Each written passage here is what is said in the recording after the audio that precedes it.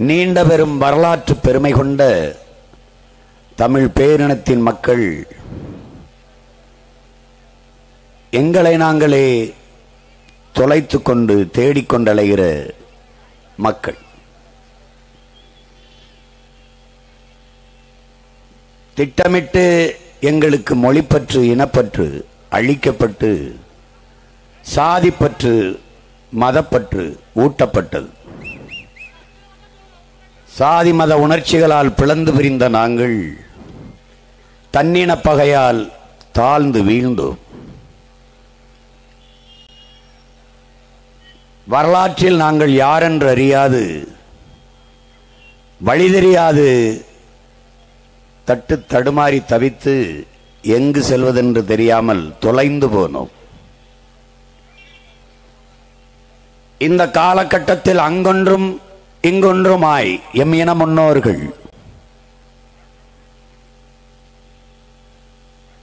எங்களுடைய முன்னவர்கள் அண்ணல் தங்கோ, கியாபி விஸ்வநாதம், மறைமலை அடிகள், திருவிக்கா, மாப்போ சிவஞானம், சீபா ஆதித்தனார், பொதுவுடைமை போராளி எங்கள் தாத்தா கலியபெருமாள், எங்களுடைய அண்ணன் தமிழரசன், இப்படிப்பட்டவர்கள் அங்கொன்று இங்கொன்றுமாய் தோன்றி எங்கள் அடையாள வெளிச்சங்களாக மின்னினார்கள். ஆனாலும் நாங்கள் வழிதெரிந்து பயணித்த பிள்ளைகளாக இல்லை.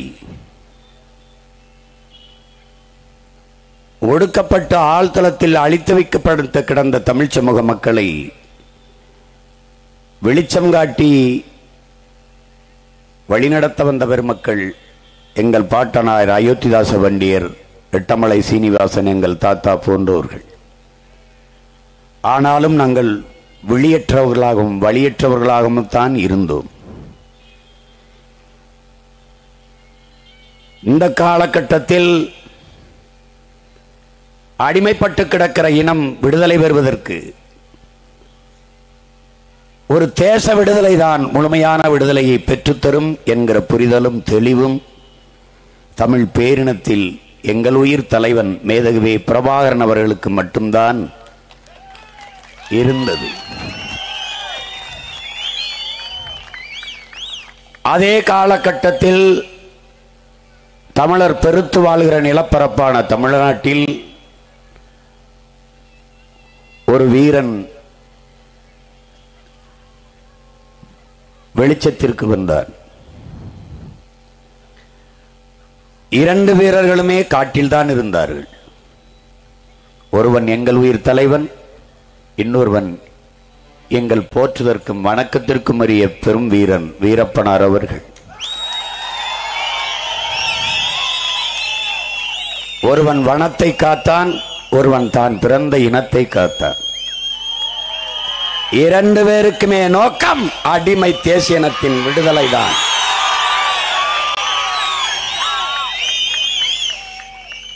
வழியே இல்லாமல் துப்பாக்கி தூக்கிய வீரர்கள் எங்கள் முன்னவர்கள். எதற்காக காட்டுக்குள் புகுந்தார் என்பதை அவரே சொல்லுகிறார். வறுமை, ஏழ்மை துடைப்பதற்கு. ஆனால் என் மகள் பேசியது போல தன் வறுமை மட்டும் போனால் போதுமா, தன் பிறந்த சமூகத்தின் வறுமையையும் போக்க வேண்டுமா என்கிற கனவு வருகிற போது தன்னை வருத்திக் கொண்டேனும் தான் பிறந்த சமூகத்தை உயர்த்தியாக வேண்டும் என்கிற எண்ணத்தில் எங்கள் வீரப்பனார் தமிழ் தேசியவாதியாக மாறினார். இந்த நிலத்தில் இவரும் அந்த கரையில் அவரும். நான் கூட ஒரு இடத்தில் பேசினேன், காட்டுக்குள் போனாலும் எனக்கு வேலை இருக்கிறது, கடல் தாண்டி அந்த நாட்டுக்குள் போனாலும் எனக்கு வேலை இருக்கிறது என்று.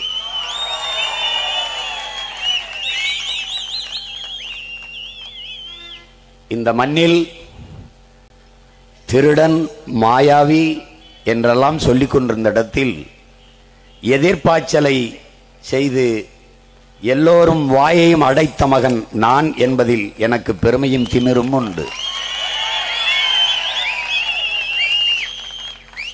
எங்கள் ஐயா வீரப்பனார் செய்த குற்றம் இந்த நாடும் இந்த சமூகமும் இந்த அதிகாரமும் சாட்டிய குற்றம்.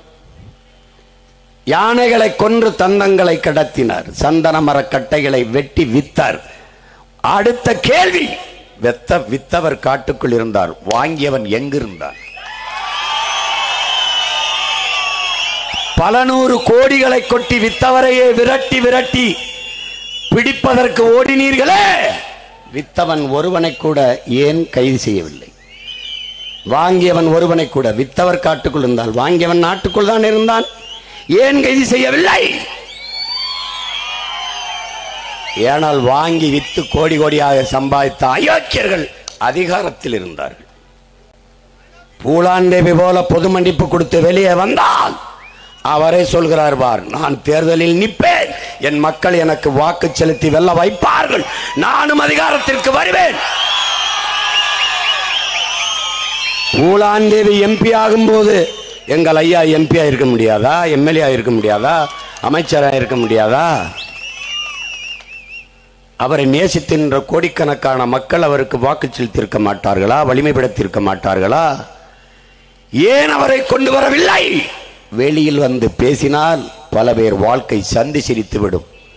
யார் உண்மையான திருடர்கள், யார் உண்மையான கொள்ளைக்காரர்கள் என்று வெளியில் தெரிந்துவிடும். அதனால் அவரை கொல்ல வேண்டிய தேவை இவர்களுக்கு இருந்தது.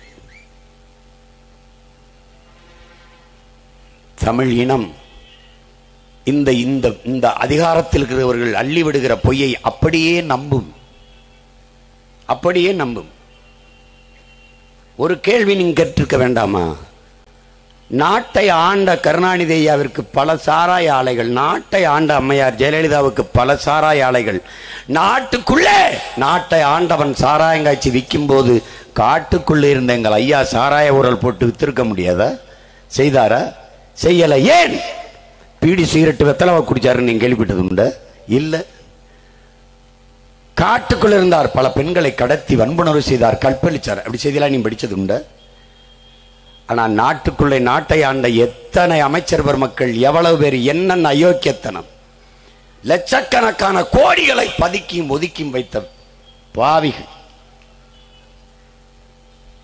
ஒருவரை பழி சுமத்தி காரணம், தமிழனின் எவனும் வீரனாக எழக்கூடாது. நெஞ்சுரத்தோடு நிமிர்ந்து நின்றால் அவனை பயங்கரவாதி, தீவிரவாதி, பிரிவினைவாதி, திருடன், மாயாவி பழி சுமத்துவார்கள். என் தலைவன் பிரிவினைவாதி, தீவிரவாதி. காரணம், ராஜீவ்காந்தியை கொன்று விட்டார். ராஜீவ்காந்தி எங்களில் 20,000 பேரை கொன்று விட்டார். என்ன செய்யலாம்? அவருக்கு என்ன பேர் வைக்கலாம்? எப்படி பாருங்க. என்னரும் தமிழ் சொந்தங்களே,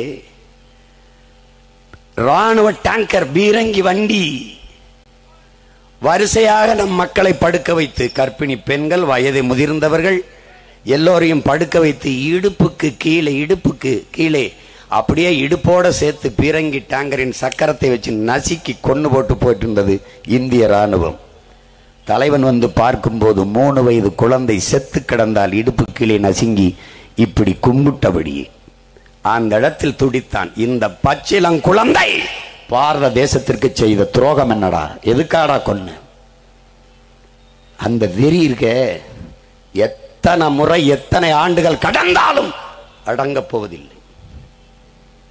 நீங்கள் எங்களுக்கு செய்த துரோகம், என்னரும் தமிழ் சொந்தங்களே, 3 கையெழுத்தில் நம் இனத்தின் தலையெழுத்தை முடித்தவர்கள் இந்த காங்கிரசார், இந்த இந்திய நாட்டை ஆண்ட அதிகார வர்க்கம். லால் பகதூர் சாஸ்திரி காலத்திலே மலையக மக்கள் நம் மக்களை நாடற்றவர்களாக்கினார்கள், குடியேற்றவர்களாக்கி 15 லட்சத்திற்கு மேற்பட்ட மக்களை இரவோடு இரவாக இங்கே கொண்டு வந்து இறக்கிவிட்டார்கள். ஸ்ரீமாவோ பண்டார நாயகா சாஸ்திரி ஒப்பந்தத்திலே ஒரு கையெழுத்து. பிறகு 1974 இந்திரா காந்தி, ஸ்ரீமாவோ பண்டார நாயக்கா 2 பேருடைய கையெழுத்து. 2 பேரும் போட்ட கையெழுத்துல 76 கச்சத்தீவை எடுத்து கொடுத்து நம் மீனவ சொந்தங்களின் வாழ்வாதாரத்தை பறித்தார்கள். தமிழன் தலையெழுத்து 2வது கையெழுத்து. 3வது ராஜீவ் ஜெயவர்தனை ஒப்பந்தம் கையெழுத்து. அந்த கையெழுத்தில் தான் போரின் தொடக்கமே. அன்னைக்கு இருந்த ஐயா சிதம்பரம், ஐயா மூப்பனார் போன்ற பெருந்தலைவர்கள் இதை செய்யாதே வரலாற்றில் பெரிய தவறு என்று ஏன் சுட்டிக்காட்டவில்லை? அந்த கையெழுத்து தான் தமிழன் தலையெழுத்தை மாற்றுகிறது. 3 கையெழுத்து, 3ஐயும் போட்டது இந்த ஆட்சியாளர்கள், இந்த காங்கிரஸ் கட்சியின் அதிகாரத்தில் இருந்தவர்கள். அமைதி பேச்சுவார்த்தைக்கு வா பிரபாகரா, அவர் ஒத்துக்கல, அதில் கையெழுத்திடல. ஆஃப்டர் ஒரு 2000 பாய்ஸ், சின்ன பையன், நம்ம எவ்வளவு பெரிய துணை கண்டத்தின் தலைவர், நம்ம பேச்ச கேட்கல, வா டெல்லிக்கு பேச்சுவார்த்தைக்கு. நான் அசோகா ஹோட்டல்ல வச்சு ஹவுஸ் அரெஸ்ட் பூட்டிட்டேன். எப்படி இருந்திருக்கும் பாருங்க. உங்க வீட்டுக்கு விருந்துக்கு வர சொல்லி கதவை சாத்திக்கிட்டு என்னை விளக்க மாதிரி செருப்பால் அடிச்சா எனக்கு எப்படி இருக்கும்? நானா வர்றேன்னு பாருங்க. வீர மகனை அந்த ராணுவ தளபதி ஒரு சிகரெட்டு பிடிச்சிட்டு அந்த சிகரெட் ஆஸ்திரேலியா அப்படி சாம்பலை தட்டிட்டு சொல்றார், இந்த சாம்பலை நசுக்குவது போல உன்னை நசுக்கிடுவேன். நம்மால் என்ன செஞ்சிருப்பாருன்னு நினைக்கிற? அப்படியே முட்டுவாயில கை வச்சுட்டு அப்படியே பார்த்துட்டே இருக்கு. அப்படி பிரபாகரன், மிஸ்டர் பிரபாகரன், உங்களுக்கு 2 சில்ட்ரன்ஸ், உங்களுக்கு 2 குழந்தைகள் இருக்குதுன்னு. அது மாதிரி உங்களுக்கும் குழந்தைகள் இருக்கும். நீங்களும் ராணுவம் வச்சிருக்கிறீங்க, நானும் ராணுவம் வச்சிருக்கேன். ஒரு வல்லாதிக்கத்தின் ராணுவ தளபதியை எதிர்த்து ஒற்றை மகனாக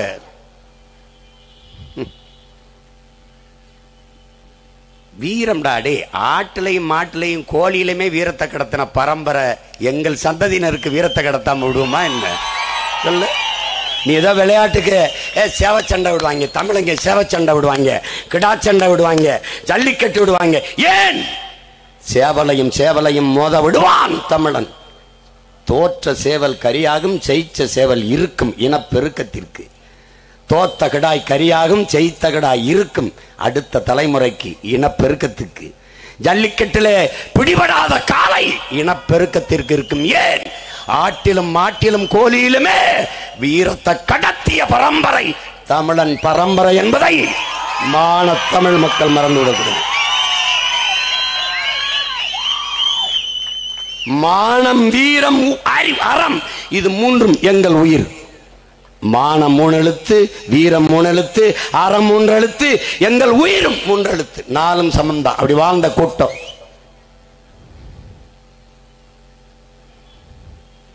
மானத்துக்காக உயிரை விட்ட ஒரு இனமிடாது. மானத்துக்காக உயிரை விட்ட இனம். ஒருவன் காலில் விழுந்துதான் வாழ வேண்டும் என்கிற நிலை இருக்குமானால் நீ எழுந்து நின்று இறந்து போ. நீ சரணடைந்து வாழ்வதற்கு பதில் சண்டையிட்டு செத்து போ. புரட்சியாளர் பழனிபாபா சொல்றாருல, நாயாக இருந்து 4 வீட்டிலே நக்கி பிழைத்து வாழ்வதை விட சிங்கமாக இருந்து கர்ச்சித்து விட்டு செத்து போ.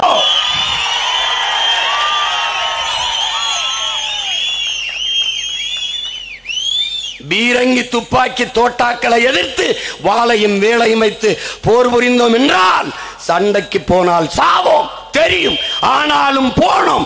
ஏன்? மான தமிழர்களுக்கு மரணத்தை விட மானம்தான் பெரிது என்பதால் போனோம். ஏன்? எங்கள் சாவு சரித்திரம் படைக்கும் என்கிற துணிவிலே போனோம், தெளிவிலே போனோம். எங்கள் தலைவன் எங்களுக்கு கற்பித்தான், சாக பயந்தவன் தரித்திரமாகிறான், சாக துணிந்தவனே சரித்திரமாகிறான் என்று. அப்படி சரித்திரமான இரு வீரர்கள் எங்களுக்கு வலதிலும் இடதிலும். அவர்களின் பிள்ளைகள். ஒருவன் இனக்காவலன், அவன் மகன் நான். ஒருவன் மனக்காவலன், அவன் மகள் என் மகள். இருவரும் களத்திலே. என்னரும் தமிழ் மக்களே, எங்களை கைவிடாது ஏந்தி பிடியுங்கள். இந்த இனம் என மீள பெருமையோடு வாழ இருக்கிற இறுதி வாய்ப்பு. இந்த பிள்ளைகளின் கைகளை கெட்டியாக பிடித்துக் கொள்ளுங்கள். வேற வழியே இல்லை. இவர்களை உங்களை ஏமாற்றுவார்கள், நாங்கள் இந்த நிலையிலிருந்து மொத்தமாக மாற்றுவோம். இவர்கள் உங்களை வைத்து பிழைப்பார்கள், நாங்கள் உயிருள்ளவரை உங்களுக்காக உழைப்போம்.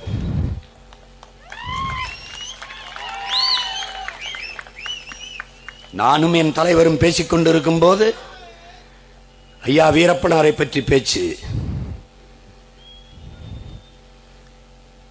தலைவருக்கு இவர் மேல் பெரிய பற்று, பெரிய பாசம். அவ்வளவு பெரிய நாட்டில், நம் இனத்தில் ஒரு வீரன் என்ற மதிப்பு அவர் மேலே. எப்படி இறந்தார்? அவருக்கு சொல்லப்பட்ட கதை நம்பகமாக இல்லை. தம்பி, நான் எடுத்து சொன்னேன். எப்படி இறந்தார்? மோரை கொடுக்கிறார். அவருக்கு கண் பார்வை மங்கிட்டது. அதற்கு சிகிச்சை அளிக்க வேண்டும் என்கிற போது தலைவர் தன் நாட்டிலே கூட்டிக் கொண்டு கருதி கடைசி காலத்தில் அவரை தன்னோடு வைத்துக் கொள்ளலாம். எனக்கிட்ட என் தலைவன் சொன்னது, தன்னோட வைத்துக் கொள்ளலாம் என்று மருத்துவத்துக்கு எல்லா ஏற்பாடும் செய்கிறார். அங்கே கண்ணறிவு சிகிச்சை செய்யலன்ட்டு. அதை இங்கே இருக்கிற உங்களுக்கெல்லாம் தெரிந்த எனக்கு ரொம்ப மதிப்புமிக்க ஒருத்தட்ட ஒப்படைக்கிறாங்க. அதை தெரிஞ்சுக்கிட்டு ஒரு காவல்துறை அதிகாரி ஈழத்தமிழர் மாதிரியே பேசி உள்ளே போய் நம்ம ஐயாவை ஏமாற்றி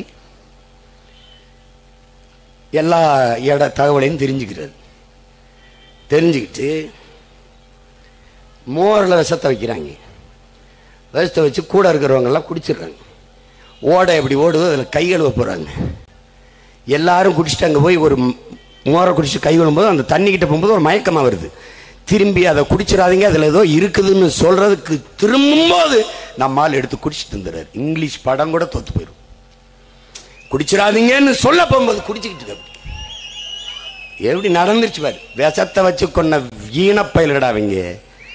நேருக்கு நேரம் சண்டை போட்டு தோக்கடிக்க முடியாதுன்னு தெரிஞ்சு விஷத்தை குடிச்சு செத்துறாரு. 2 நாள் ஆச்சு.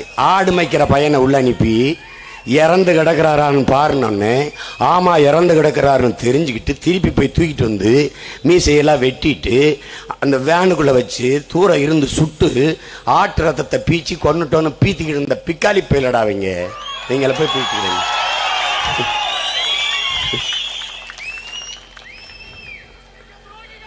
சண்டை வீரம்னா நேருக்கு நேரம் நிற்கும்டா, நெத்திக்கு நெத்தி நெஞ்சுக்கு நெஞ்சு நிற்கும்டா. 2 வீரனின் பிள்ளைங்க நிக்கிறோம் பாடுறா. எவனோடும் சேரல, யாரோடும் சேரல. வா, குனிஞ்சா உயரம் குள்ளமாயிரும்டா. நிமிந்து நெத்திக்கு நெத்தி நெஞ்சுக்கு நெஞ்சு. அதான்டா வீரம். ஏய், இந்த கட்சிகள்கிட்ட கேட்கிறேன், ஓட்டுக்கு 1 ரூபா காசு கொடுக்காம என்னை வீழ்த்தி காட்டு. நீ பாக்குறேன், என்னை வென்று காட்டு பாக்குறேன். வாய்ப்பே கிடையாது. நான் காசு கொடுக்கல, நீ காசு கொடுப்ப. என் மகளை வென்று காட்டிடுறா, பாத்துற. நீ வென்று காட்டிடு, நீ பாத்துற. இந்த தேர்தலில் 3 ஆண் வேட்பாளர், ஒரே ஒரு பெண் புலியை நான் நிறுத்திருக்கேன். என் மகளை நிறுத்திருக்கேன்.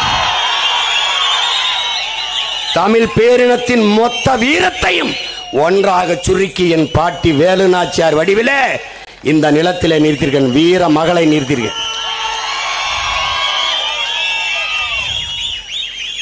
தமிழ் பேரினம் வீழ்வதும் எழுவதும் வாழ்வதும் முடிவு செய்யப்பட வேண்டிய கட்டாயத்தில் இருக்கிறது. நீ ஓட்டை போடுவது இந்த நாட்டை காக்க என்கிற எண்ணம் உனக்கு இருக்கணும். எனக்கு வாக்கு செலுத்துவது என்பதே வருங்கால தலைமுறையின் வாழ்க்கையை பாதுகாக்க என்கிற எண்ணம் உனக்கு இருக்கணும். எங்கள் தலைவர் அவ்வப்போது ஐயாவை பற்றி வந்த தொடரை பார்த்துட்டு சொன்னார். நான் சொன்னேன், என் தம்பி, நம்ம தம்பி கௌதமன் தான் அண்ணா இயக்கியிருக்காங்க, அப்படிதான் ஐயாவே தயாரிச்சிருக்காங்க. நீங்கள் அவ்வப்போது நான் நேரம் கிடைக்கும் போது பார்க்குறேன், நான் மொத்தமாக பார்க்க உங்களுக்கு வசதி அனுப்பி விடுறேன்னு. நான் வந்து என் அருமை சகோதரன் என் ரத்தம் வேல்முருகன் சொல்லி மொத்தத்தையும் வாங்கி ஒரு பெட்டியில் வச்சு படகால அனுப்பிவிட்டேன். அவர் மேல அவ்வளவு பற்று அவருக்கு. என் அண்ணனுக்கு இருந்த பற்று அவன் தம்பிக்கு, அவன் பிள்ளைக்கு ஐயா மேல பற்று இருக்காதா? அவர் மேல இருந்த பாசமும் பற்றும் என் மகள் மேல இருக்காதா? 13 கோடி தமிழ் மக்களின் செல்ல மகள் என் அன்பு மகள் வித்யா வீரப்பன் அவர்கள் என்பதை அன்பு தமிழ் மக்கள் புரிந்துக்கணும்.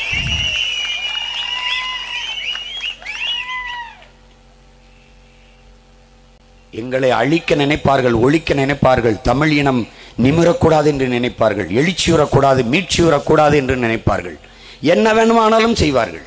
ஒரு எளிய மகன் என்னையை ஒடுக்குவதற்கு எவ்வளவு வேலை! என் கடவுச்சீட்டை பறித்து வைக்கிறார்கள். 136 வழக்கை போடுகிறார்கள். எல்லா நீதிமன்றங்களிலும் வழக்கு. அதை காரணம் காட்டி கடவுச்சீட்டு முடக்கம். கடைசியா சின்னத்தினால இவருக்கு வாக்கு வருது. சின்னத்தை எடுத்துக்கிட்டு என்னுடைய வாக்கை குறைக்கிறானா, என்னை பின்னுக்கு தள்ளுறாங்களாம். இது என் நாடடா, என் மக்களடா, என் மண்.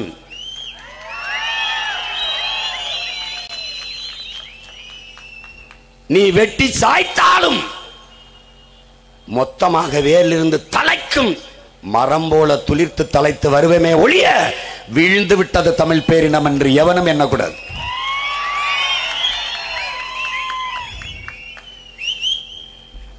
இனி ஒரு தலைமுறை வீரப்பன் வீரப்பன் வீரப்பன் என்று பேச வைப்பாள் என் மகள் வித்யா.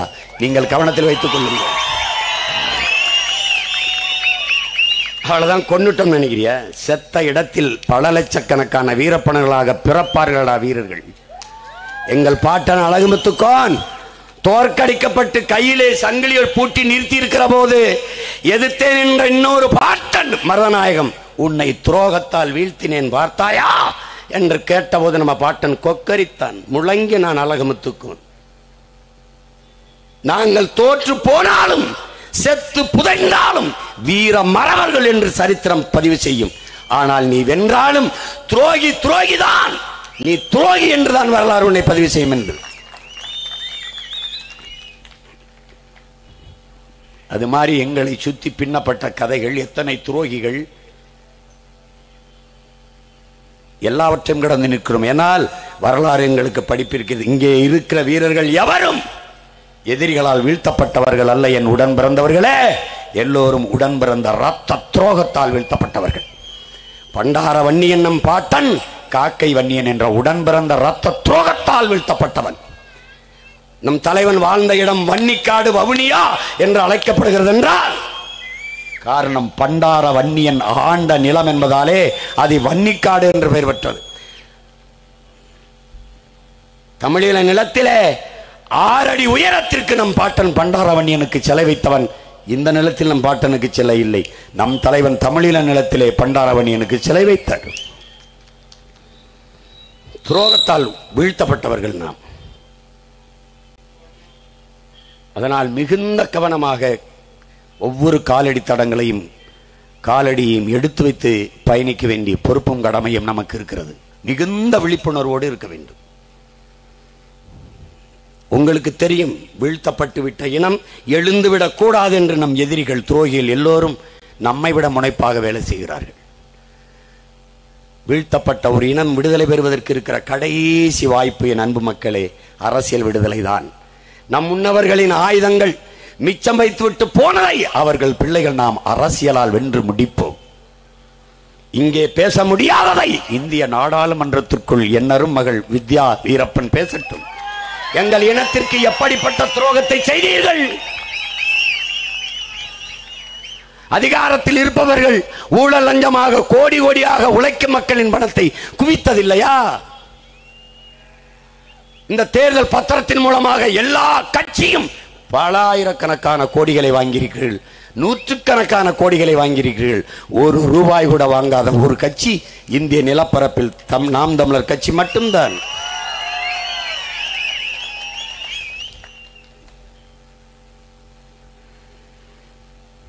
மாற்றம் என்றால் என்ன மாற்றம்? பணம் இருப்பவன் தான் அரசியல் செய்ய முடியும் என்கிற நிலையை மாற்றி மக்களுக்கு தூய உள்ளத்தோடு சேவை செய்ய வேண்டும் என்கிற மனம் இருப்பவனும் அரசியல் செய்ய முடியும். இது மாற்றம், இது மாற்றம். வாரிசு வாரிசாக அமைச்சர் அவன் மகன், எம்பி அவர் மகன், முதலமைச்சர் அவன் மகன் என்பது இல்லை. எளிய மக்கள், உழைக்கும் மக்கள், அன்றாடங்காட்சிகள், அடையாளம் தெரியாத அடித்தட்டு மக்களின் பிள்ளைகள் அரசியலிலே மக்கள் பிரதிநிதியாக சட்டமன்ற உறுப்பினத்திற்கு, பாராளுமன்ற உறுப்பினருக்கு நிற்க முடியும். இது மாற்றம். அப்படித்தான் என் மகளை நிறுத்தியிருக்கிறேன். இது மாற்றம்.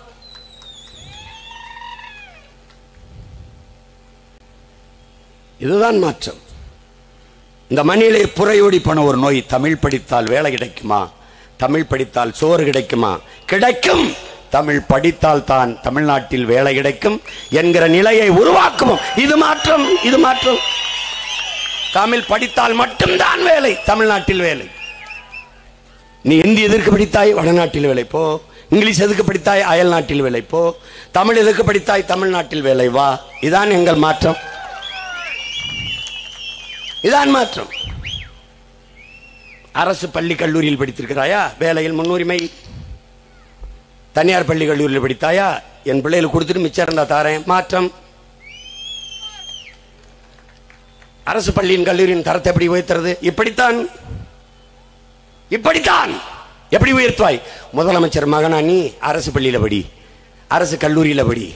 அமைச்சர் மகனா நீ அரசு பள்ளியில் படி, அரசு கல்லூரியில் படி. முதலமைச்சர் காய்ச்சலா போய் அரசு மருத்துவமனையில் படு. அன்னைக்கு ராஜீவ்காந்தின்னு பேர் இருந்தா என்னை செருப்பு கழட்டாடி. அங்க ராஜீவ்காந்தி மருத்துவமனை யாரு பேரை யார் ஊர்ல யார் மண்ணில் வைக்கிறது? யாரு பேர்ல வைக்கிறது? மீட்டு யாரு? சாலைக்கு பேரு ராஜீவ்காந்தி, இதுக்கு பேரு கருணாநிதி, அதுக்கு பேரு கருணாநிதி. கழிப்பிடம் குடிப்பிடம் ரெண்டுக்கு தான் வைக்கல. அவர் பேரை வைக்க ஒரே ஒரு இடம் தகுதியான இடம் தமிழ்நாட்டில் இருக்குன்னா குடிப்பகம், டாஸ்மார்க். கருணாநிதி அவர்கள் டாஸ்மார்க் அது வைக்கல. ஏன்னா திறந்த பெருமகன் அவர் தானே, அந்த பெருமை அவருக்கு தானே கொடுக்கணும், அவருக்கு தானே கொடுக்கணும். இந்த கொடுங்கோளர்களிடம் இருந்து எல்லாவற்றையும் மாற்றணும். என்னரும் தமிழ் மக்களே, என்னரும் தம்பி தங்கைகளே, ஒன்றிணைந்து வேலை செய்யுங்கள், உறுதியாக நில்லுங்கள். நாம் வென்றாக வேண்டும், வென்றே தீர வேண்டும். எதற்காக? சிதைந்து அழிந்து கொண்டிருக்கிற தமிழ் பேரினம் பாதுகாப்பாக வாழ்வதற்கு நாம் வென்றே ஆக வேண்டும், ஆக வேண்டும். என் மகள் வித்யா வீரப்பன் அவருடைய வெற்றி உலகத்தை திரும்பி பார்க்க வைக்க வேண்டும், இந்திய பெருநாட்டை வியக்க வைக்க வேண்டும். பெரிய பெரிய கட்சி, பெரிய பெரிய கூட்டணி, பல கோடிக்கணக்கான முதலீடு, அதில் ஒரு எளிய மகளை நிறுத்தி சீமான் வென்றான் என்ற வரலாற்று பதிவு வர வேண்டும். 3 ஆண் வேட்பாளர்கள், அதில் ஒரே ஒரு பெண் மகளை நிறுத்தி வென்றான்.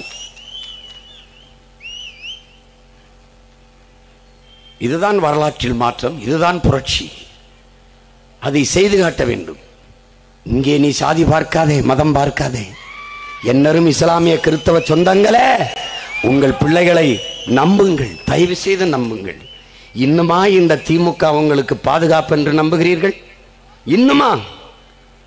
தமிழ் சமூகம் இன்னும் காங்கிரஸ் பாரதிய ஜனதாவை நம்பிக்கொண்டிருக்கிறது. அது நச்சு செடி. சீம கருவேல மரம் யூக்கலிப்டஸ் ஆவது வெட்டி விறகாக எரிக்கலாம். இந்த நச்சு மரங்கள் எதற்கும் பயன்படாது. உன் நிலத்துக்குள் நுழைய விடாதே.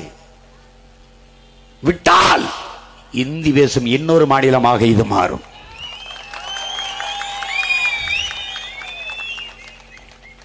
மாறும். காலத்தை கணித்த மகத்தான தலைவர்களின் வழிவந்த பிள்ளைகள் நாங்கள். இதுதான் நடக்கும் என்றால் நடக்கும். நான் சொல்லும் போதெல்லாம் சிரித்தாய். காற்றை விற்பார்கள் என்றேன், சிரித்தாய். இதெல்லாம் நடக்கும் என்றேன், சிரித்தாய்.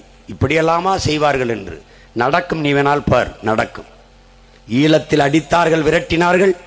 உனக்கு அகதியாக வந்து நிற்க ஒரு நிலம் இருந்தது. ஆனால் நம்மிடத்தில் அதிகாரம் இல்லை. இருந்திருந்தால் நிலை வேறு. ஆனால் இந்த இடத்தில் அடிப்பான். வட இந்தியன் உன்னை அடித்து விரட்டுவான். எங்கு செல்வாய்? கூட்டத்தை கேட்டு வீட்டில் படுத்து யோசி. அண்ணன் சொல்வது நடக்குதா இல்லை என்பார். இமயவரை பறந்து விரிந்து வாழ்ந்த நீ இங்கே எப்படி குறுகினாய்? இப்போது உன்னிடத்தில் அதிகாரம் இல்லாத அடிமையாக ஏன் இருக்கிறாய்? நாடு உன்னாடு. உன்னாடா? உன்னாடா? யாரிடத்தில் அதிகாரம் இருக்கிறது? தூய தமிழ் மகள் அண்ணன் திருமாவளவனுக்கு 2 சீட்டுக்கு மேலே கொடுக்க அவரால் முடியவில்லை. நாடு அவனது. நாடு என் அண்ணன் திருமாவளவன் இது.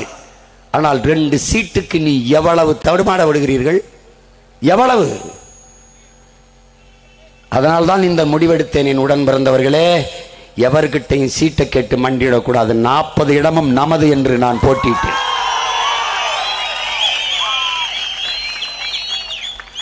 ஒரு பொது தொகுதி கேட்டார், அதை கொடுக்க முடியல. ஒரு பொது தொகுதி.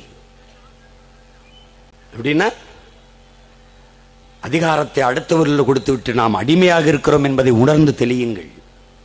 இந்த நிலையை நீ மாற்றணும். வலிமை மிக்க தலைவர்களாலேயே முடியலைன்னா இன்னொரு தலைமுறை நீ என்ன செய்வ? என்ன செய்வ? யார் வந்து எல்லாத்தையும் விட்டு விட்டு வெயிலையும் இந்த இதுலையும் நின்றுகிட்டு இங்க கத்திக்கிட்டு இருக்கிறதுக்கு உனக்கு யார் இருக்கான்னு நினைக்கிறேன்? எங்களை விட்டா பிரபாகரன் பிள்ளைகளை தவிர இனி எவனும் வரமாட்டான்.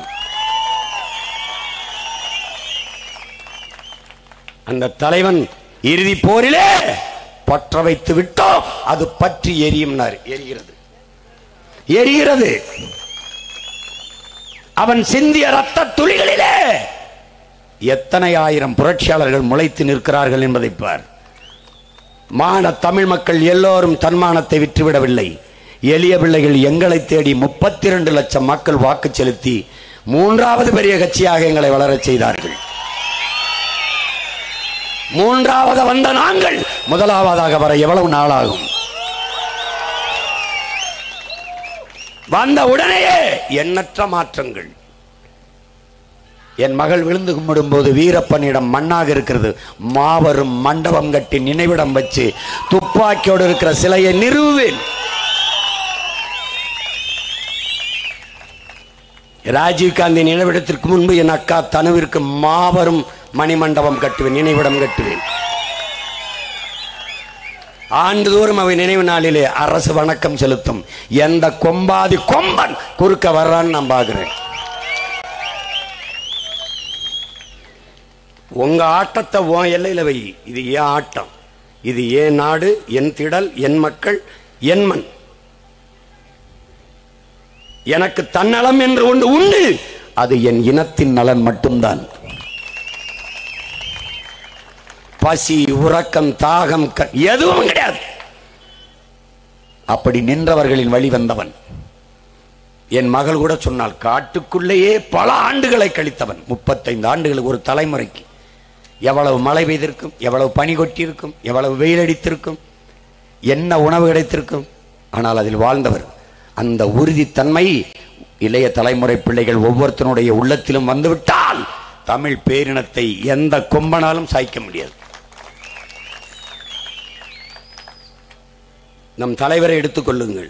எல்லாம் கொடுத்தால் தான் சண்டை செய்வேன் என்கிற நிலையில் அவர் இல்லை. யோசித்து பாருங்கள். 50,000 கொடுத்து ஒரு துப்பாக்கி வாங்க முடியவில்லை. ஒருத்தர் 2ஆம் தர துப்பாக்கி வைத்திருக்கிறார். அதை வாங்கலாம் என்று அக்கா திருமணத்துக்கு கொடுத்த மோதிரத்தை வைத்து நண்பர்கள் அப்பா செலவு கொடுத்த காசு எல்லாம் சேர்த்து கொண்டு போய் வித்தாலும் காசு குறைகிறது. 40,000 தான் இருக்கிறது. அதை கொடுத்து ஒரே ஒரு துப்பாக்கி வாங்கி சண்டை போட்டலாம் என்று கேட்கும்போது அந்த ஆசிரியர் அவங்க அப்பாவுக்கு ரொம்ப வேண்டியது திட்டி விட்டு விரட்டி விட்டுறாரு. அந்த துப்பாக்கி வச்சிருந்தார், விரட்டி விட்டுறாரு, போங்கடா அப்படின்னு. ஒரு துப்பாக்கி வாங்க துடித்து கொண்டிருந்த சிறுவன் சிங்கள காவலரை அடித்து கிணத்துக்குள்ள தூக்கி போட்டு அவரும் நண்பர்களும் அவன் இடுப்பில் இருந்த துப்பாக்கியை தூக்கிட்டு வந்து போராட தொடங்கினார்கள். அந்த துப்பாக்கி வச்சு துவங்கியவன் உலகத்தில் அதிநவீன ஆயுதங்களை வைத்து அனைத்துலக நாடுகளையும் வைத்து சண்டை செய்தான் என்றால்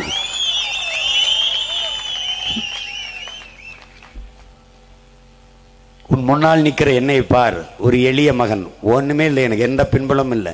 பின்புலமாக இருக்கிற இவர், பின்புலமாக இருக்கிற அவர், 2 பேரும் ஒருத்தர் பயங்கரவாதி, ஒருத்தர் தீவிரவாதி, ஒருத்தர் டெரரிஸ்ட் பேன், ஒருத்தர் திருடர், சந்தன கடத்தல் வீரர், மாயாவி, அவரும் தடை. ஆனால் 2 பேரையும் முன்னத்தியாராக வைத்து எவ்வளவு பெரிய படையை கட்டி எழுப்பி போய்கொண்டிருக்கிறேன் என்பர்.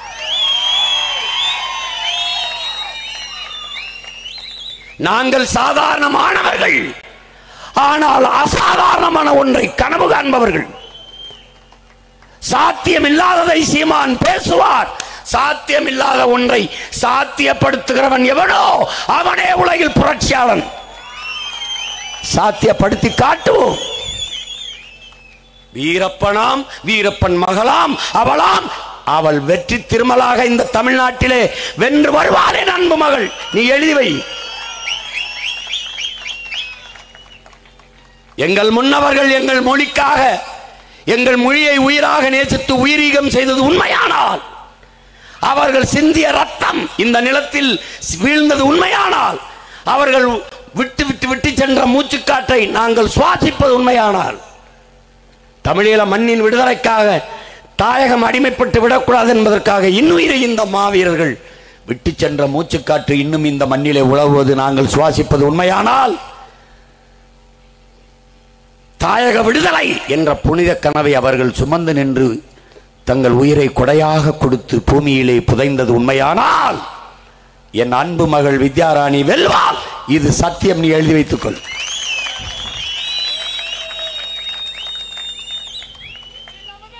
எங்கள் தலைவன் சொல்வான், நாம் சாதாரணமானவர்கள், சாகலாம், ஆனால் சத்தியம் செத்ததாக சரித்திரத்தில் செய்தி இல்லை. நாம் சத்தியத்தின் பிள்ளைகள், வெல்வோம். அதை உறுதியாக நீ நம்பு. எல்லாவற்றிலும் மாற்றம் கொண்டு வர முடியும். ஏன்? அதற்கான சிந்தனையை விதைத்து விட்டு சென்றான் தலைவன்.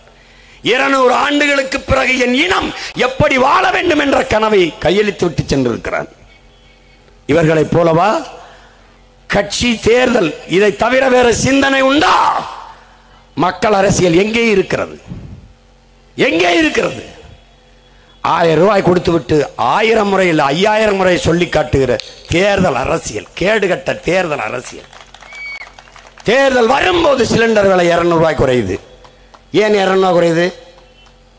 கஷ்டமா இருக்கு மக்களுக்கு. கஷ்டமா இருக்குன்னு தெரிஞ்ச என்ன இதுக்கு கொண்டு வந்த அந்த விலையை ஏத்தின? மக்கள் கஷ்டப்படுவார்கள் என்று தெரிகிற போது அந்த விலையை ஏத்துகிறவன் எப்படியடா தலைவனாக இருக்க முடியும்? நாங்கள் மறுபடி வென்று வந்தால் நீட்டு தேர்வை மாநிலங்கள் விரும்பினால் நடத்துவோம். நீட்டு தேர்வு பாதிக்கப்படும், பாதிக்கப்படாது, ஏழை எளிய மக்களை பாதிக்குமா பாதிக்காதா என்ற ஒரு தூரப்பார்வை, தொலைநோக்கு, ஒரு கனவு இல்லாது எப்படி கொண்டு வந்த? நீ என்னடா தலைவன்? ஜிஎஸ்டியால் மக்கள் பாதிக்கப்படுவார்கள், அடித்தட்டு மக்கள், உழைக்கும் மக்கள், அன்றாடங்காட்சிகள். ஏனென்றால் 100 நாள் வேலைக்கு போகிற எங்க அம்மா 1 கிலோ பருப்புக்கு என்ன வரி கட்டுறாளோ அதை தான் அதானி, அம்பானி பொண்டாட்டியும் கட்டுகிறார்கள். வரி ஒன்றாக இருக்கு, வாழ்க்கை தரம் ஒன்றாக இருக்கா? இதை நீ சிந்திக்க வேண்டாமா? குழந்தைகள் சாப்பிடுகிற பிஸ்கட்டுக்கு 18 விழுக்காடு வரி விதித்தனி, முதலாளிகளின் தங்க பிஸ்கட்டுக்கு 3 நாள் விவாதம் செஞ்சு வெறும் 3 விழுக்காடு வரி விதிக்கிறாயே, நீ யாருக்கான அதிகாரத்தை கட்டமைக்கிறாய்?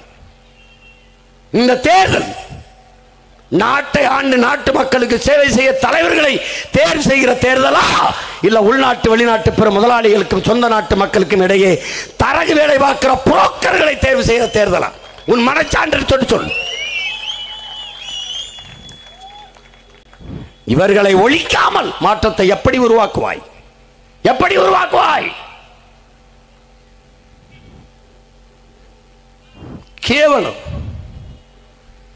இது கூட தெரியாதா? கச்சத்தீவு பிரச்சனையை தகவல் அறிவு உரிமை சட்டத்தில் தெரிந்து கொண்டேன் என்று ஒரு நாட்டை 10 ஆண்டுகள் எல்லா அதிகாரத்தையும் வைத்தாண்ட ஒரு தலைவர் சொல்வது கேவலம்.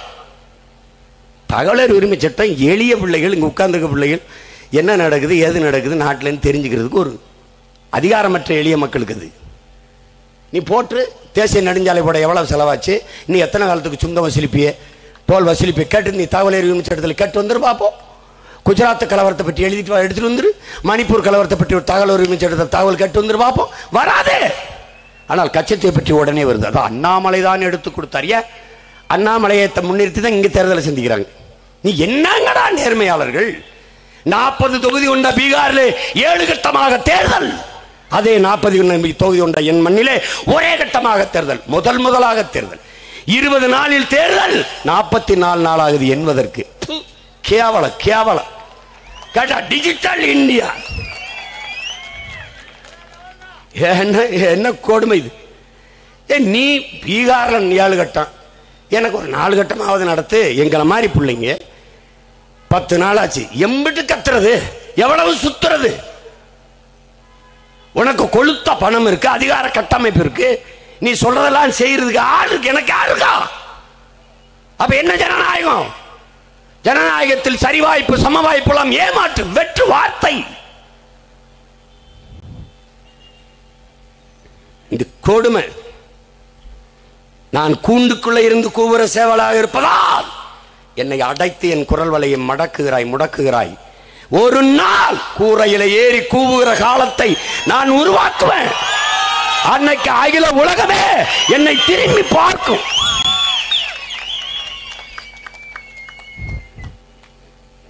என் குரலை கேட்கும், என் கருத்தை உற்று நோக்கும், என் பக்கம் திரும்பும். நீ பார்த்துக்கிட்டே இரு. என்னடா சின்ன பயில ஏதோ கத்திரிக்கடை கத்துக்க, காசு கொடுக்காம குவார்டர் பிரியாணி காசு 200 ரூபா கொடுக்காம உனக்கு 10 பேர் கூடுவானா? 10 பேர் கூடுவானா? 10 பேர். ஏய், நான் இந்த இடத்துல பேசுறேன்னு யாருக்கும் தெரியாது. பேச ஆரம்பிச்சவன பேச்சு, என் பேச்சு காற்றில் கலந்தவன வந்து கூடியவன் இங்க இருக்கிற என் உடன் பிறந்தவன். நீ இங்க பாரு, ஒரே ஒரு தாள் சுவரொட்டி சீமான் இங்க பேசுகிறான், வித்யா வீரப்பனை ஆதரிச்சு இங்க பேசுகிறான் என்று ஒரு தாள் சுவரொட்டி ஒட்டி இருந்தால் இந்த இடம் ஸ்தம்பிச்சு போயிருக்கும்.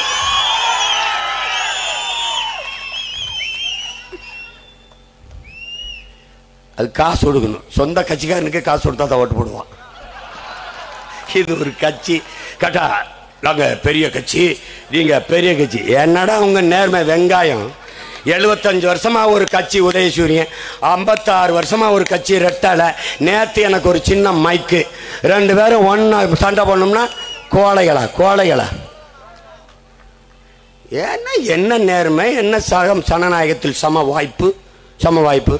வாங்கடா சிங்கம்னா, ஒவ்வொரு தேர்தலுக்கும் ஒவ்வொரு சின்னத்தை வச்சுக்கிட்டு சந்திப்போம். யாரு பெரிய கட்சி? வா 40 தொகுதியிலும் தனிச்சு போடு, அப்ப யாரு பெரிய கட்சின்னு தெரிஞ்சிடும்ல. இந்த அடுத்த முதுகுக்கு பின்னாடி நின்றுட்டு வாடா பார்த்துக்குருவோம், டேய் வாடா அப்படின்னா இவங்க எப்படி தெரியுமில்ல, புலி வருது ஓடியாங்க, நான் கீழே படுத்துக்கிறேன், எல்லாரும் மேலே ஏறி படுங்க. இதுதான் அந்த கூட்டணி கோஷ்டி. நாங்க ஏன் புலி வருது கத்த மாட்டோம், ஏன்னா புலியே நாங்க தான். நாங்க அவன் புலி வருதுன்னு பயந்து கத்துறதா எங்களை பார்த்து தான். நம்பணும் ஒரு தலைவன் என்றால் தன்னையே கரைத்து கொண்டு உப்பிலே சுவை, தண்ணீரிலே சுவையை கொடுக்கும் சர்க்கரை போல, உப்பை போல இருக்கணும். தன்னையே எரித்து கொண்டு உலகத்திற்கு வெளிச்சத்தை பாய்ச்சுகிற மெழுகுபருத்தி போல இருக்கணும். தன் உடலை எரித்து அப்படியே உலகத்துக்கு வெளிச்சம் தர மாதிரி அப்படி இருக்கணும் தலைவன். அப்படி இருந்த தலைவன் யாரு? எங்கள் உயிர் தலைவன் மேதகுவே பிரபாகரன். மக்களுக்காக போராடுகிறவன் தலைவன், மக்களை போராட தயார் செய்கிறவன் புரட்சியாளன். இந்த நிலத்திலே மக்களுக்காக போராடிய தலைவனாகவும் போராட தயார் செய்த தலைவனாகவும் இருந்தவன் புரட்சியாளர் அண்ணல் அம்பேத்கர் மட்டும்தான். நம் இனத்திலே மக்களுக்காக போராடுகிற தலைவனாகவும் போராட தயார் செய்கிற புரட்சியாளனாகவும் இருந்தவன் நம் உயிர் தலைவன் மேதகுவே பிரபாகரன் அவர்கள்தான். அவன் போராடுவான், போராடவும் தயார் செய்வான். நான் இருக்க இன்னைக்கு கேட்பேன், நான் போயிட்டா இன்னொருத்தன் வருவான். யாரு கேட்பா? நீ தயாராயிக்க. தன்னை தற்காத்துக் கொள்ள முடியாதவன் வாழ்வதில் அர்த்தமே இல்லை, செத்து போகலாம். சர்வைவல் ஆஃப் ஃபிட்டஸ்ட், தகுதி உள்ளவை தப்பி பிழைக்கும். இதான் டார்வின் கோட்பாடு. உன்னை தகுதி உள்ளவனாக ஆக்கிக்கொள். ஒரே வழிதான் இருக்கிறது, மைக் சின்னத்திலே வாக்கு செலுத்தி வலிமைப்படுத்திக் கொள். எல்லா துயரங்களுக்கும் சீமான் வர வேண்டும். வீடை இடிக்கிறான் ஓடிவா, மண்ணை அள்ளுகிறான் ஓடிவா, மலையை வெட்டுகிறான் ஓடிவா. 40,000 பேர் ஆசிரியர் பயிற்சி தேர்வு எழுதி வெற்றி அடைஞ்சு விட்டு வேலை இல்லாமல் நிற்கிறார்கள். இடைநிலை ஆசிரியர்கள் எத்தனை ஆயிரம் பேர் வேலையின்றி நிற்கிறார்கள். சரி வேலை செய்கிறோம், சம ஊதியம் கொடுங்கள், எத்தனை பேர்? இந்த விவசாயி ஆசிரியர்லாம் வீதியில் வந்து போராட்டு அது நாடாடாது, கர்மம், கேவலம். வெளிப்படையாகவே அநீதிகளால் கட்டமைக்கப்பட்ட சமூகத்தை தகர்த்து புதிதாக ஒரு சமூகத்தை படைப்பதான் புரட்சி. புரட்சியாளர் பகத்சிங் சொன்னது. அவன் தத்துவத்தை உள்வாங்கி நிற்கிற பிள்ளைகள் நாங்கள் முற்றுமுழுதாக இந்த சமூகத்தை தகர்த்து புதிய ஒரு சமூகம் படைப்போம். கட்டிய கட்டடத்திற்கு வெள்ளையடிக்க வந்த சீர்திருத்தவாதிகள் அல்ல நாங்கள். அந்த கட்டடத்தை இடித்துவிட்டு புதிதாக ஒரு கட்டடம் கட்ட வந்த புரட்சியாளர்கள் என்பதை கவனத்தில் வைத்துக் கொள்ள வேண்டும்.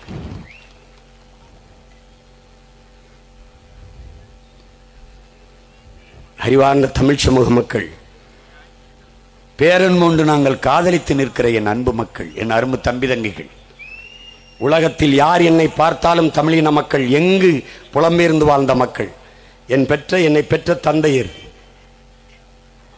அவர்கள் வயதை ஒத்த என் பெரியவர்கள் எல்லாம் என்னை பார்க்கும்போது உன்னைத்தான் நம்பி நிற்கிறோம், கடைசி நம்பிக்கையா உன்னை பார்க்கிறோம் என்று சொல்லும்போது நொறுங்கி போவேன். அதே வார்த்தையை உங்களிடத்தில் சொல்கிறேன். என் நம்பு தங்கையிலே, எல்லோரும் என்னை நம்புவதாக சொல்கிறார்கள், நான் உங்களை நம்பித்தான் இந்த களத்திலே நிற்கிறேன். தன்னலமற்று தற்சோர்வின்றி பிணக்கின்றி இணக்கமாக நின்று போராடி வென்று விடுங்கள், வென்று விடுங்கள். இல்லை என்றால் நமக்கென்று எதுவுமே இருக்காது. உன் மொழி இல்லை, உன் கலை இலக்கிய பண்பாடு இல்லை, உன் தொன்று தொட்ட வழிபாடு இல்லை, வேளாண்மை இல்லை, உன் நிலத்தில் வளம் இல்லை, ஒண்ணுமே இல்லை, உனக்குன்னு எதுவுமே இல்லை. இதையெல்லாம் மீட்க காக்க உன்ட்ட அதிகாரமும் இல்லை, அதிகாரமும் இல்லை.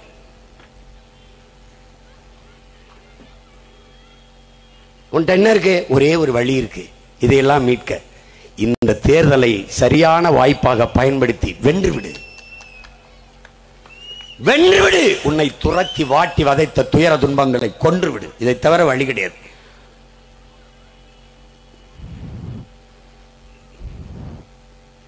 இங்க பார், இவர்களுடைய அணுகுமுறை கவனி. ஐயா சுகீசிவம் பேசுகிறார். என் அன்பு உடன் பிறந்தவர்களே, என்னரும் பெற்றோர்களே, அருமையாக சொல்லியிருக்கிறார். காட்டுக்குள் ஒரு சிங்கம் எனக்கு சாப்பிட எதையாவது கொண்டு வா என்று நரியிடத்தில் சொல்லிவிட்டது. நம்ம ஏதாவது கொண்டு வரல, நரி நம்மளை சாப்பிட்டோம்னு நரி பயப்படுது. உடனே போய் ஒரு பாவம் ஒரு கழுதை நிற்குது, அந்த கழுதையை கூட்டிட்டு வருது. அந்த கழுதை எந்த கழுதை? இந்த கழுதைகள் தான் கூட்டிட்டு வருது. கூட்டிட்டு வந்தோடனே உன்னைய ராஜா காட்டுக்கு இருந்து சிங்கம் உன்னை காட்டுக்கு இளவரசராக்க போறாராம், அதனால நீ வருவியான் அப்படின்னோடனே, அப்படியா? கழுதை ஆசைப்பட்டு போகுது. போனவொடனே சிங்கம் பசியில் இருந்ததுல ஒரே பாய்ச்சலா பாஞ்சிருது. பாய்ச்சல 2 காதும் பிஞ்சு போயிருது. தப்பிச்சா போதும்னு கழுதை ஓடுது தெரிச்சு.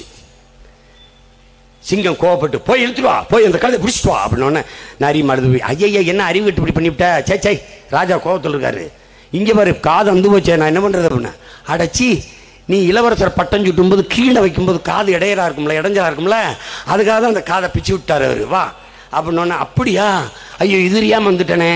யாரு? நம்ம தான் இந்த ஸ்டாலின், இந்த ஐயா எடப்பாடி, இந்த மோடி ஐயா, இந்த ராகுல் காந்தி ஐயா, இதெல்லாம் சொல்றத கேட்டு நம்மளை பட்டம் சுட்ட போறாங்க. ஐயோ அப்படின்னு எங்க அப்பத்தா சின்ன வயசுல எப்ப நல்லா படுத்து தூங்கு, பணியாரம் மழை பெய்யும்னு பணியாரம் பெய்யும் நினச்சிக்கிட்டு இருந்தாங்க. அந்த கதை தான் இது. மறுபடி கழுத போகுது. போனோடனே பாய போகும்போது தப்பிச்சு, ஆகா மறுபடியும் கொல்ல போகுதுன்னு ஓடும்போது தப்பு நடிச்சுதான் பின்னாடி வாழை பிடிச்சிருச்சு. வாழை பிடிச்சி கடிச்சு தின்னுருச்சு. கழுதை தப்பிச்சா ஒரு காட்டுக்களை கத்திக்கிட்டு ஓடுது. நரி பின்னாடியே போய், என்னென்ன சீச்சி, உனக்கு என்ன சொன்னாலும் புத்தி வராது போயிருக்க, உனக்கு அறிவே இருக்காது போல் இருக்க, என்ன நீ இப்படி பேசிக்க, இந்த வாழை துண்டாய் பிடிச்சி வாழை கடிச்சு பிடிச்சா அப்படின்னு. அட பைத்தியக்கார கழுதைய, நீ அந்த பதவி நாற்காலி பட்டம் சுட்டும் போது இளவரசர் நாற்காலியில் உட்காரும் போது வாள் இடையூறா இருக்கும்ல, அதுக்கு தான் அந்த வாழை கடிச்சு தின்றுச்சு அப்படின்னு. அப்படியா அப்படியா அப்படியா அப்படின்னு இந்த காதை கடிக்கும் போதும் வாழை கடிக்கும் போதும் எச்சரிக்காத இந்த கழுதை மறுபடி பட்டம் சுட்ட போறாங்கன்னு போய் சிங்கத்தின் பசிக்கு கரியாகி போன மாதிரி நம்ம நாங்க உங்களுக்கு வந்தா வேலை தருவோம், அண்டா தருவோம், மிச்சிருவோம், குண்டா தருவோம், இவங்க இப்படியோ ஒவ்வொரு காலம் சொல்றத நம்பி கடைசியா கழுத கதை ஆக போற. பாத்துக்க நீ இவங்க பேச்ச நம்பாத. ஓட்டுக்கு காசு வாங்குறதெல்லாம் நிறுத்து. போ, அண்ணன் பேச்ச கேட்டு வீட்டில் படுக்காத. போனை போடு. எத்தனை 500 பேர் வச்சிருக்கியா? வாட்ஸ்அப்ல ஸ்டேட்டஸ்ல போடு. மைக் சின்னதை போட்டு எல்லாருக்கும் ஓட்ட போட சொல்லு. உன் நண்பன் கூட படிச்சவனை அழைச்சி பேசு. அம்மாவுக்கு பேசு, அத்தைக்கு பேசு, மாமாவுக்கு பேசு, சித்திக்கு பேசு, சின்னம்மாவுக்கு பேசு. போடு, எங்க அக்காவுக்கு போடு, என் தங்கச்சிக்கு போடு, எங்க ஐயா மக வித்யாராணிக்கு போடு. ஓட்ட போடு, மைக் சின்னத்துல போடு, எல்லா பயிலும் சுடுகாட்டுல போடு, எங்களை இந்திய நாடாளுமன்றத்தில் அனுப்ப போடு, திருப்பி போடு. ஐயா இறையன்பு ஓனாய் கத்தி என்று ஒரு கதை, ஓனாய் கத்தின்னு ஒன்று எழுதியிருக்காரு. போர் தொழில் பலகள் இருக்கு பாரு, வைய தலைமைகள் படிச்சு பாரு. அதுல ஓனாய் கத்தினா காட்டுக்குள்ள இருந்து ஓனாய் வரும், ஊர்ல இருக்க சேவல், இந்த கோழி, ஆடு எல்லாத்தையும் தின்னுபுரும்.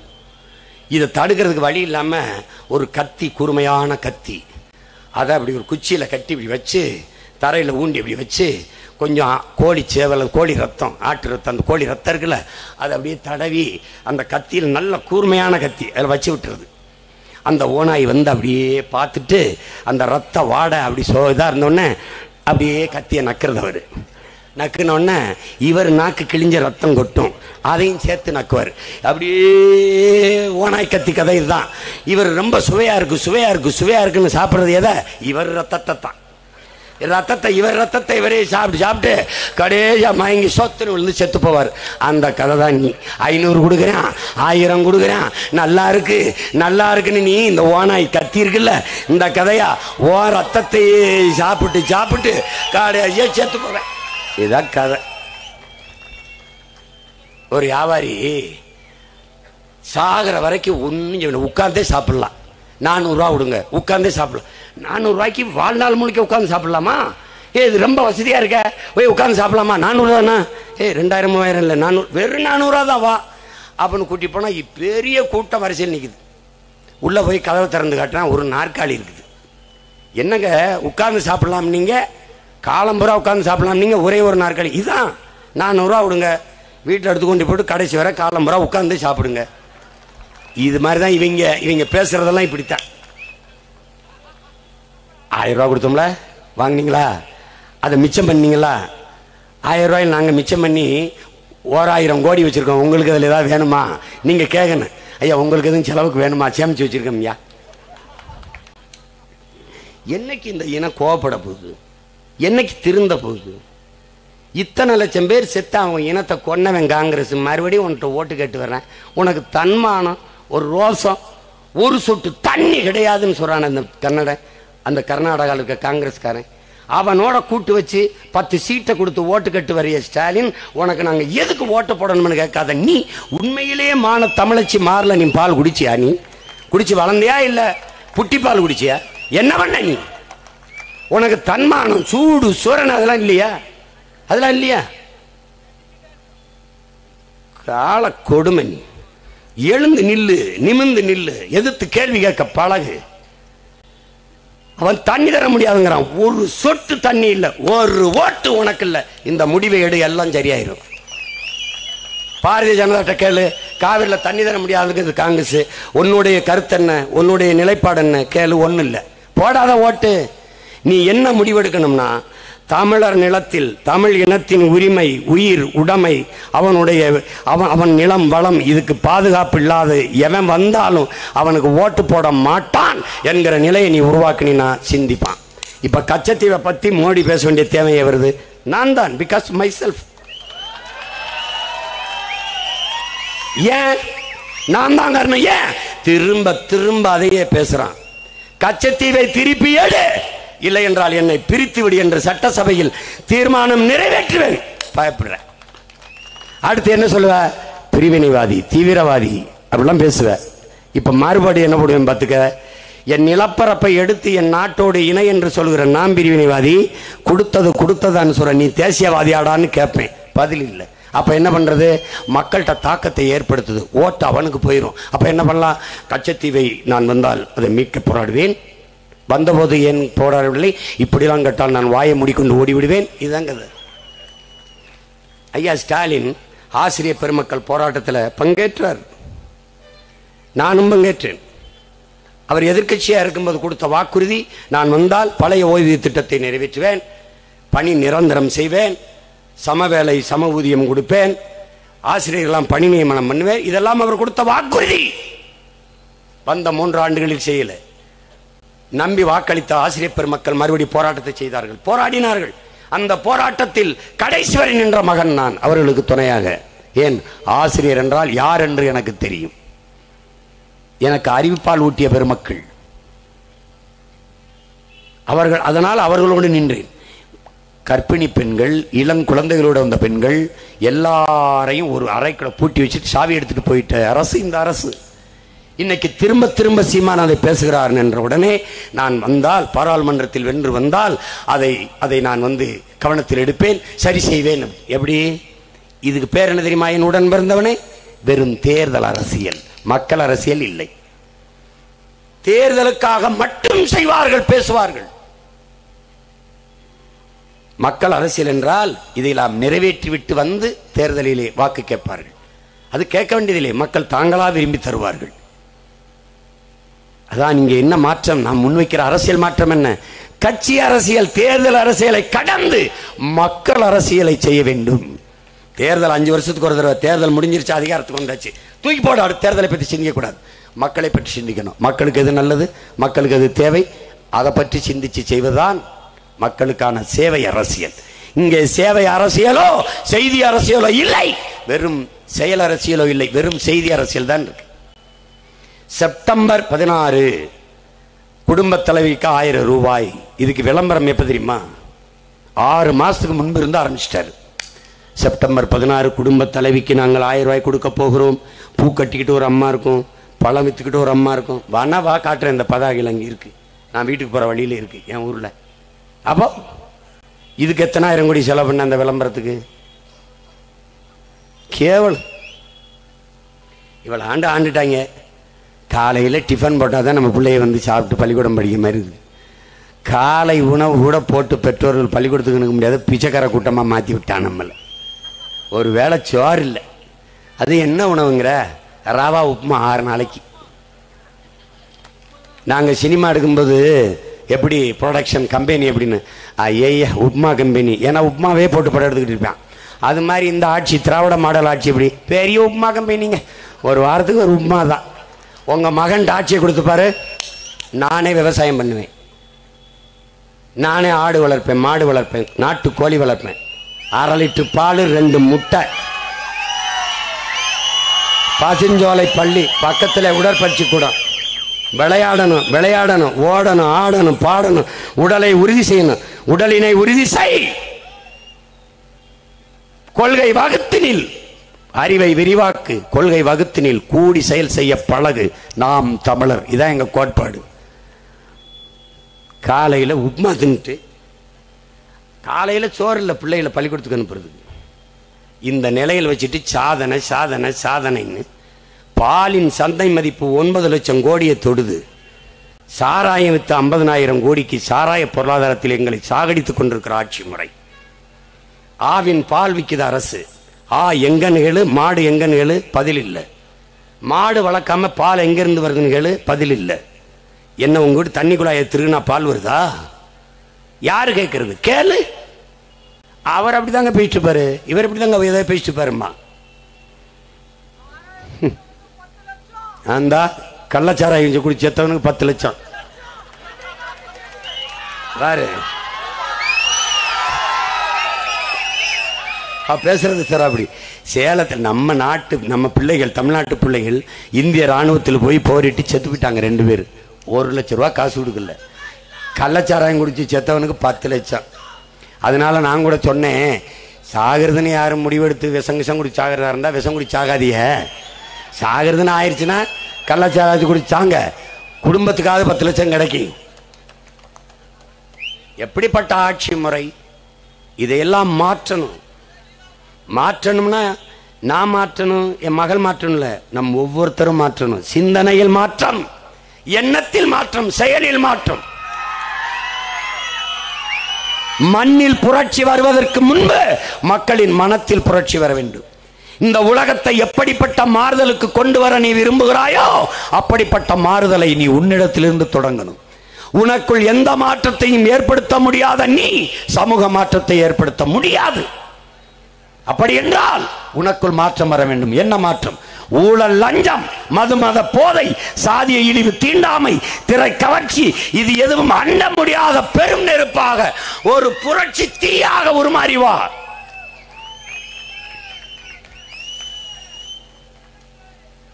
ஏப்ரல் 19 உனக்கு ஓட்டுக்கா போடு, இல்லையா ஓட்டு இருக்கிறவன போட விடு, கெஞ்சு கதறு, புரியவை, திரும்ப திரும்ப அண்ணன் பேச்ச போட்டு காட்டு. 13 வருஷமா அண்ணன் கத்துனது கதறந்த போடு. நாடு இருக்க நிலைமை காட்டு. மண்ணை அள்ளிக்கொண்டு தின்ன ஆறு நாசமா கிடக்கிறத காட்டு. மலையை வெட்டினம் பூமி தாயின் மலை மார்பை அறுத்து விற்கிற இந்த கொடுஞ்செயலை காட்டு. மழை இல்லை என்றால் நிலம் பாலைவனமாகிவிடுங்கிற இயற்கை உண்மையை எடுத்து சொல். எல்லாவற்றையும் சொல்லிக்கொண்டே இரு. மாறும் மாறும், மாறாது என்ற சொல்லை தவிர மாறிவிடும். மாறும். மாற்றம் என்பது மானுட தத்துவம்.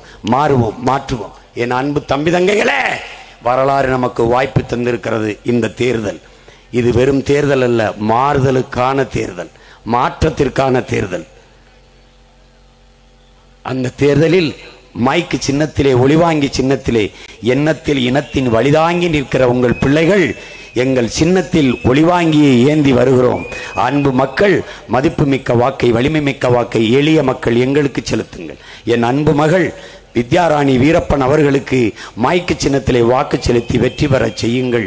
என் உடன் பிறந்தார்களே, என் மகளின் வெற்றி இந்த மண்ணின் வெற்றி, இந்த மக்களின் வெற்றி, தமிழ் பேரினத்தில் வெற்றி.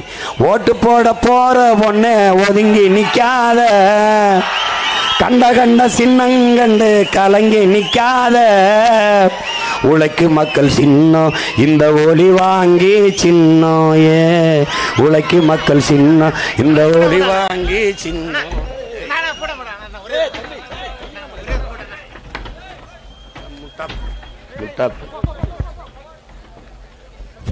அவன் பிரச்சனை அவனுக்கு போட்டோ எடுக்கிறதுக்கு இருக்கு. போய்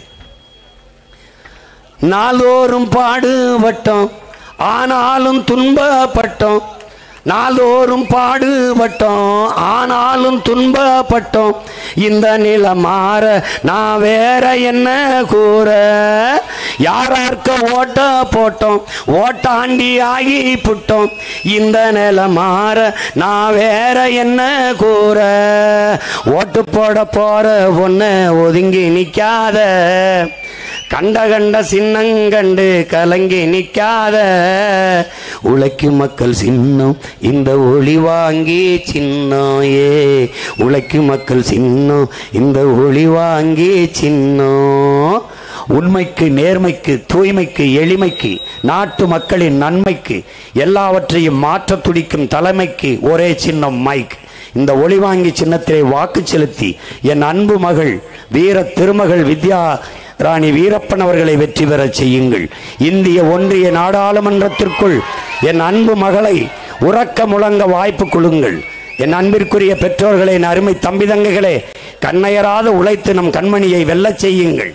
இது வரலாற்றில் மிகப்பெரிய மாற்றத்தை ஏற்படுத்தும் என்பதை புரிந்து களத்திலே நில்லுங்கள்.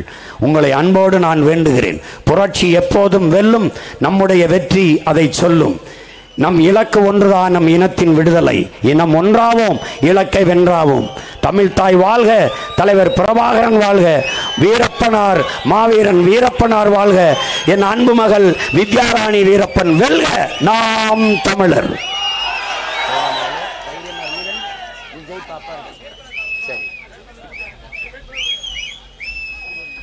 தனித்தனியா போகும்.